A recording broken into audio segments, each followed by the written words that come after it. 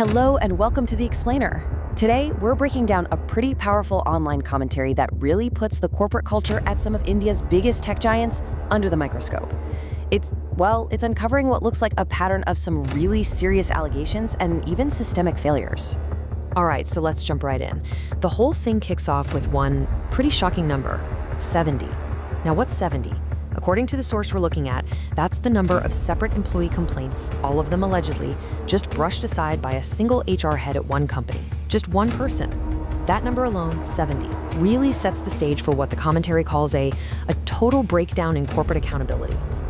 Okay, so let's get into these specifics here. We're going to start by looking at the companies right at the center of all this, and the pattern of allegations that seems to be popping up.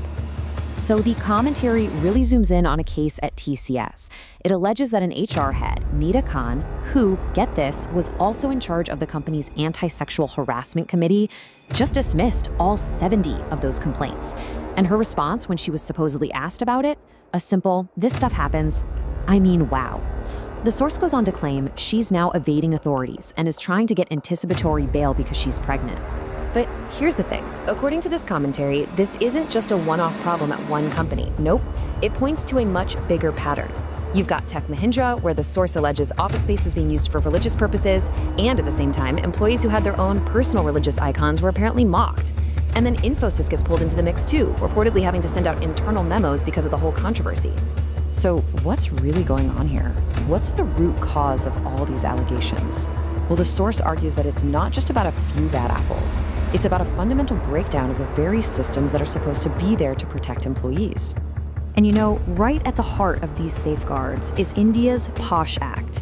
Now, this isn't just some friendly suggestion or a guideline, it's the law.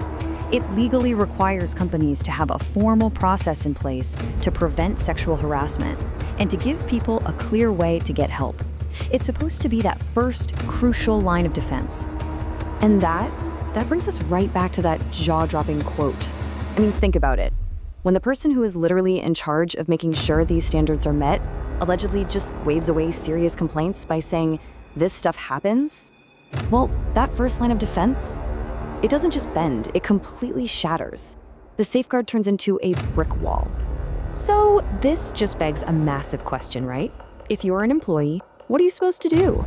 What's your next step when the official first step in the process is the actual problem?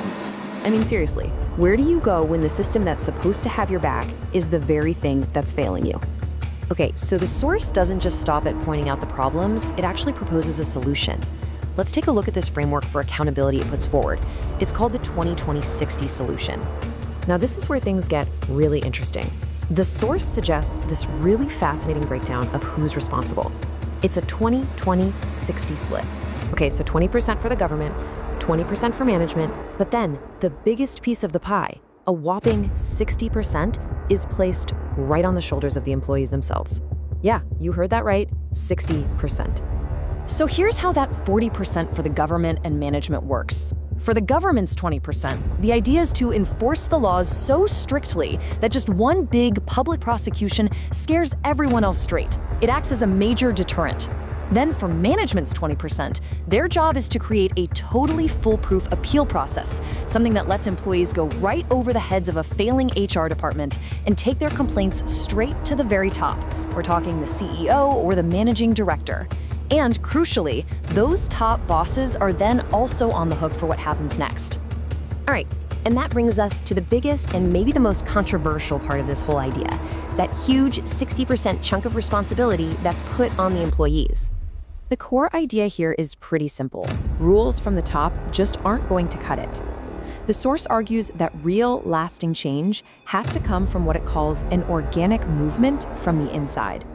Basically, it means the employees themselves have to create awareness, get on the same page, and together push back against stuff they feel is making the workplace hostile or just not inclusive. So why put so much on the employees? Well, the source tries to justify this by pointing out what it sees as a major double standard. It claims that when minority groups raise a complaint, it's like pushing a boulder uphill, a ton of effort for very little result. But if the majority group raises a concern, boom, you get instant results with way less effort. And it's this perceived imbalance of power, this difference in whose voice gets heard, that the source says makes it absolutely essential for everyone to act together. But let's be real here. The narrator knows this is a huge ask. They're quick to point out that this is an incredibly tricky path, full of all kinds of personal and professional risks. I mean, you try to stand up and you could get labeled a troublemaker. You could literally lose your job or end up as the villain in some viral video. It's a high-stakes game, no question about it.